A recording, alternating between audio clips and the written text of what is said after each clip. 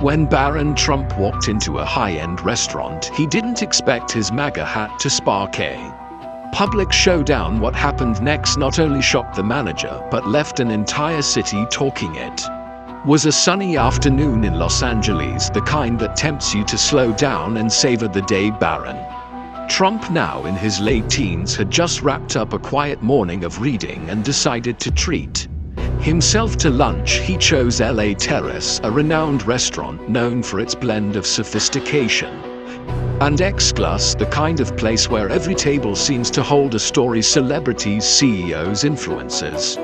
He'd been there before, always enjoying the serene atmosphere and impeccable service. As he walked through the glass doors, Barron stood out, not just because of his stature, but because of the bright red MAGA hat perched on his head. He wore it with ease, the way one wears something they're comfortable with, not intending to provoke, but simply expressing a part of themselves. He was greeted by the hostess, a woman in her mid-30s with a polished demeanor, who seated him near a corner table. The restaurant wasn't crowded. A few diners sipped their wine and exchanged muted conversations. Barron opened the menu, his expression calm as he scanned for his favorite dish. He didn't notice the glances at first, a man at the next table nudging his partner, a couple of wait staff whispering near the bar. But then the manager emerged. The man, mid-40s, sharp suit, sharp voice, walked briskly to Barron's table, his face tight with determination. "Excuse me," he said, loud enough to draw attention. "We have a policy against political apparel here. I'm going to have to ask you to remove the hat." Barron looked up, surprised but not rattled. He removed his earbuds and placed them on the table. "I wasn't aware of any policy like that," he replied calmly. His voice was steady, respectful, but firm. "It's written in our code of conduct," the manager insisted, gesturing vaguely towards the entrance. "We want this to be a neutral space for all guests." Barron tilted his head, slightly weighing his options. He glanced around. Some diners were pretending not to listen, while others openly stared. "I'm not trying to cause any trouble," he said, keeping his tone neutral. "I'm just here for lunch." The manager's stance stiffened. "You need to take the hat off, or I'll have to ask you to leave." Barron paused, his expression unreadable. Then, with a slight nod, he pushed his chair back and stood. "If that's how you feel," he said evenly, "then I'll leave." The room fell into an awkward hush as Barron picked up his belongings. He left behind his untouched glass of water, walking out of the restaurant. Without another word, the door closed softly behind him, but the tension inside lingered, thick as smoke outside the restaurant. Barron paused for a moment, letting the warm California breeze brush against his face. He adjusted his hat slightly, as if reaffirming his choice to wear it, and took a deep breath. He wasn't angry, frustrated maybe, but more than anything he felt disappointed. He had always been taught to treat people with kindness, even when disagreements arose, and this felt like a betrayal of that principle. Inside, the restaurant was abuzz with quiet murmurs. A waiter leaned in to whisper to the manager, "Do you think that was a good idea?" "That's him," the manager waved him off. "We can't make exceptions. If we let him stay, it sends the wrong message. This is my restaurant and I'll run it as I see fit." Meanwhile, Barron walked a few blocks down to a small public park. He found an empty bench and sat down, pulling out his phone. He began typing, first to his mother, letting her know what had happened, and then to a few close friends.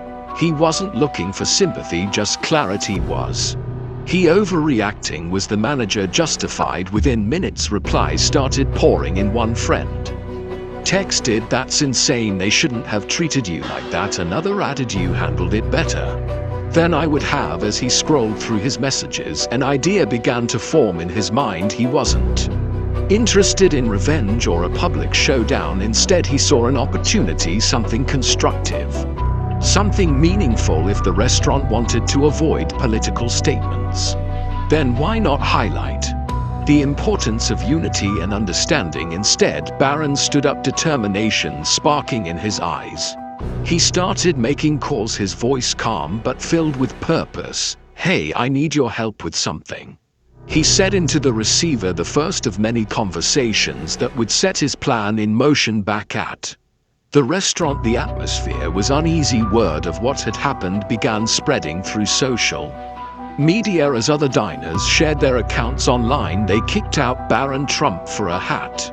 One post read accompanied by a blurry photo of the incident. Another chimed in freedom of expression. Guess not at LA Terraza. The manager, scrolling through his phone at the bar, began to feel a knot form in his stomach. The comment section was already filling up, and not all of it was supportive. Let them talk, he muttered to himself, trying to shake off the growing sense of regret, but deep down he knew the situation was spiraling out of control. By the time Barron returned home, the incident had already started making waves online.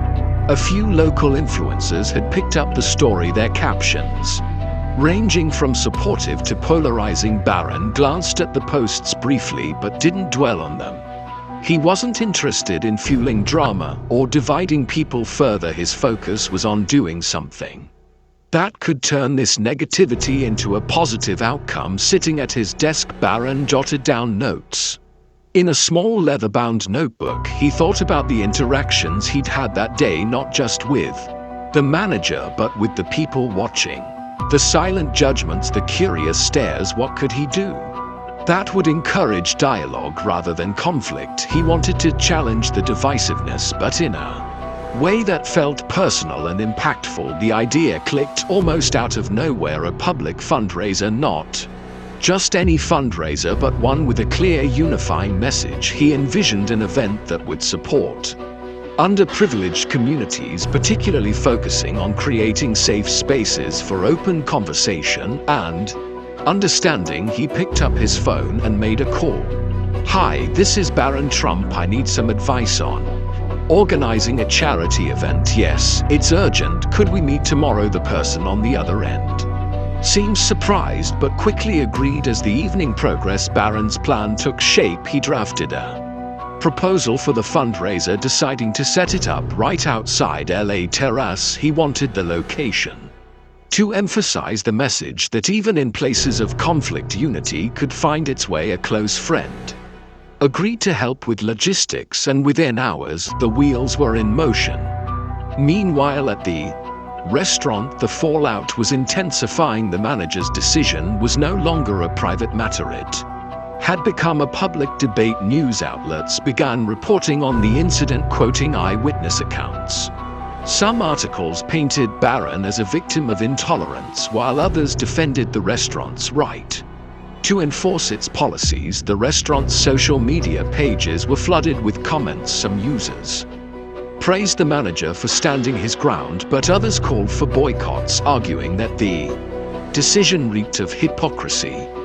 One comment read, "So much for a neutral space. Kicking someone out isn't neutral, it's picking a side." The staff at LA Terraza could feel the tension. Regular customers cancelled reservations, and the once bustling restaurant was noticeably quieter. The manager, who had initially felt confident about his stance, now found himself grappling with second thoughts. He told himself it would blow over, but deep down he wasn't so sure. As night fell, Barron prepared for what was to come. He knew the fundraiser wouldn't erase the incident, but he hoped it could shift the focus towards something constructive. The world didn't need more shouting matches, it needed moments of connection, even in the most unlikely circumstances. The following morning, the quiet block in front of LA Terraza began to transform. Trucks unloaded equipment as volunteers set up tables, banners, and a small stage. Barron stood at the center of it all, overseeing the arrangements. The banner above the stage read in bold letters, "United we stand, building bridges, not walls." He'd reached out to several organizations that focused on community building, youth mentorship, and dialogue facilitation. The fundraiser wasn't just about raising money, it was about creating a space where people from different walks of life could come together. Food trucks, live music, and booths for local charities lined the sidewalk, turning what had been a source of conflict into a vibrant community Event by midday, the crowd started to gather. Families, young professionals, activists, and even a few familiar faces from social media showed up. Barron took the microphone to address the audience.